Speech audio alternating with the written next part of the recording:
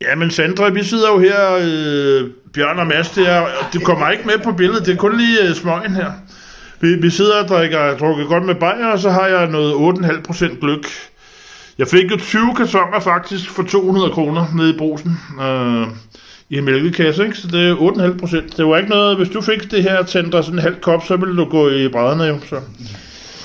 Så det... Vi har også lige og katten er lidt øvet ude. Ja, det er ikke så godt. Det var, hvad hedder det... Nærdamen har købt gulv for et par tusind kroner i dag. Det skal jeg ligge på i weekenden, heldigvis. Må du ud og vise, hvad du har lavet? Vi har lagt derude. Ja, det ved jeg, hvis hun gider at glo på det, men... Ja, det gider hun også se på. Du må jo ikke engang komme med ansigt, jo, så hun gider jo ikke at se det. Jo, hun gider, hun vil jo høre jer. Ja, så er hun glad. Når Mads, onkel Bjørn og Mads, de er her jo. Ja. Så nu har vi bare lige lagt gulvet løs på, uden at låse det fast jo, men... Du kan jo godt forestille dig, når først de bliver klikket sammen den rigtige vej, ikke? Så ligner det jo 1 million, det her. Og jeg fik hende til at købe den her rulle til en plovmand, jo, så det er gode varer her.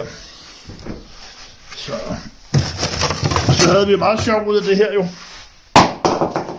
Fordi der er ikke nogen naboer hjemme her, så vi kan jo godt sige, at den her, det siger vi tak til Sandra, hvis du kan høre Bjørn griner. Jeg siger til Bjørn, at han har 3 gange flere køkkenting end mig, ikke? Men så den her, der skal jeg sådan have graveret ned i, så skal der stå SS, Sandra og så videre. Der skal bare stå Sandra med graveret ind her på den der. Altså, du har fået alle sakser helt under dig. Jamen, den har jeg fået af Sandra, jo, så. Ja. Vi har også fået anden, jo, så. Sådan må det være. Vi hører på det her gulv her.